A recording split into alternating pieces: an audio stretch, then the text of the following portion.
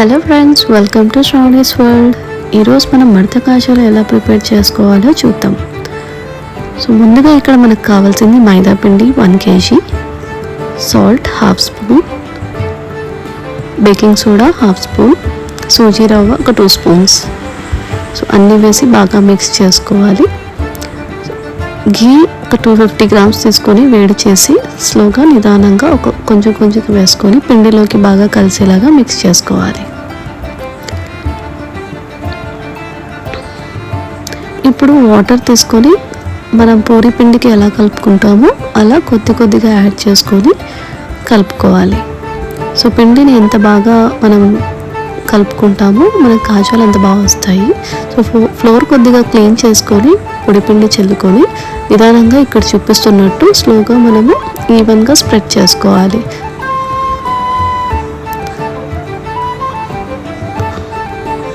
So ఇప్పుడు మనము ఒక 2 స్పూన్స్ ఘీ వేసి బాగా స్ప్రెడ్ చేసుకొని పైన మైదా పిండి కొద్దిగా చల్లేసుకొని సో అంతా డస్ట్ చేసుకొని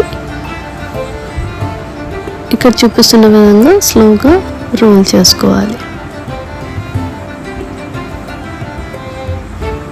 ఎక్స్ట్రా ఉన్నది కట్ చేసుకొని ఒక 1/2 ఇంచ్ క్యాప్తో మొత్తం పిండినంతా పీసెస్గా కట్ చేసుకోవాలి.